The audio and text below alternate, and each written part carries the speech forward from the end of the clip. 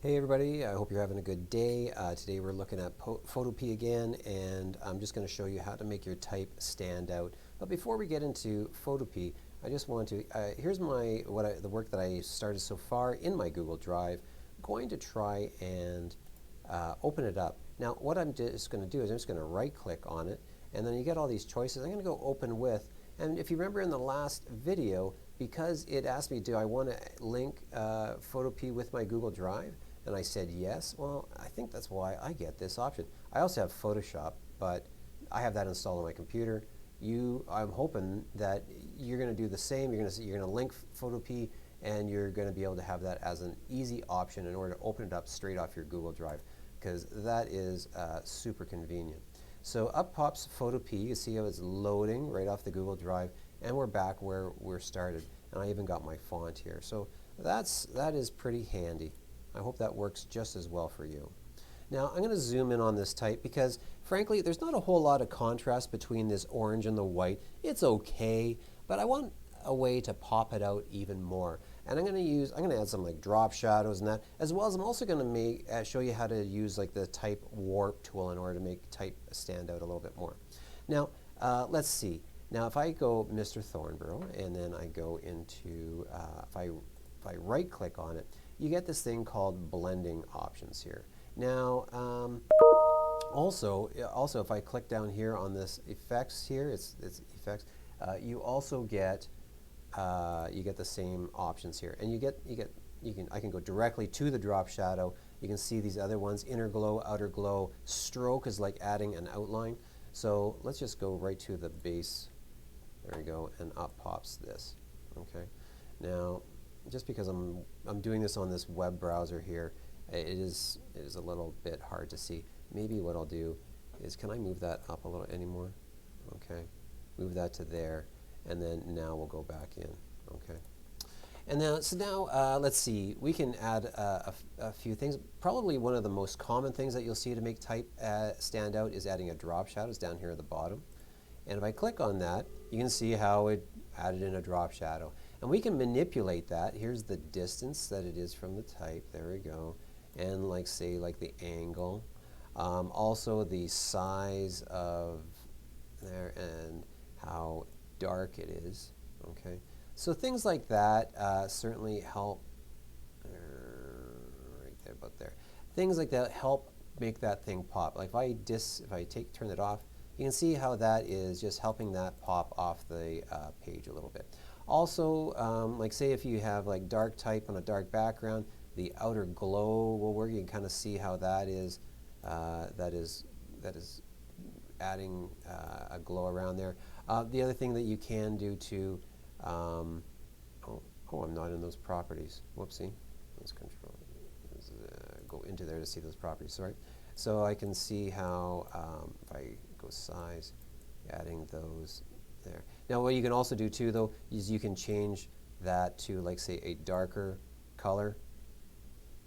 And then now this is something I'm going to show you later on, just these blending options. I'll show you those later, but you can certainly make your life a little bit easier. There we go.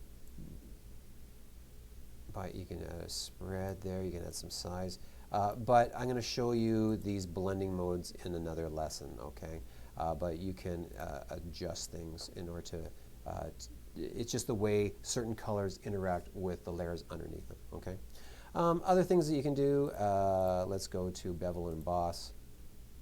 And you can see how it kind of makes it look like it's kind of 3D on the page, like it's embossing is like when you get those foil stamps, those like the birthday cards with the stamping on it. You can adjust that as well. You can also adjust the direction, so now it looks like it's kind of cut out of the page.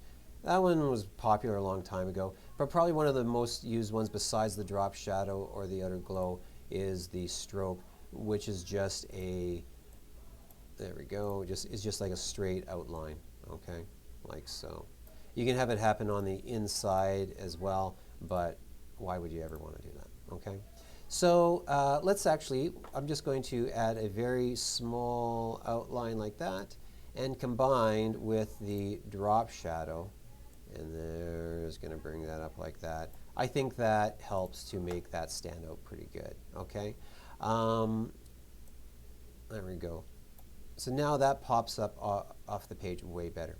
Another thing that we can do, say like I'm working in the type tool, and so I'm going to click on the type tool and I have that layer selected, and this is where we can adjust like the color of the type and the font and that. But another thing you can do is let's go into this warp function here. And this is how, say if you wanted to have like a big headline, I click on warp, and then you need to choose a style of warp that you want. Well, what do you want? Do you want like an arc? Oh, that made that look like an arc. Okay, let's continue. Let's try the lower one. Hey, that's kind of cool. Let's actually zoom back on that to see what it looks like with the whole picture. There we go. So let's go back, type tool, back into warp, and we were on lower. That would be kind of neat actually if you kind of bent it and you could even have it in like as if he's like skating on the name. That would be kind of neat. Flag is also, it's kind of like a Finding Nemo thing, because like what you could do too, see these horizontal and vertical distortions, if you start messing with that, all right, like that's, if you change it, that looks like the Finding Nemo logo. What's another one that would probably be common? Squeeze and flake, those are the main ones. The flag, arch is also a good one. Very kind of like Ohio State type of thing, okay? So for right now, I'm just going to go with this one, except I'm just going to do it very simple and then hit OK, okay? But then you can also go in and you can also still move it around, still do your free transforms and so forth. Okay, so give that a shot and good luck.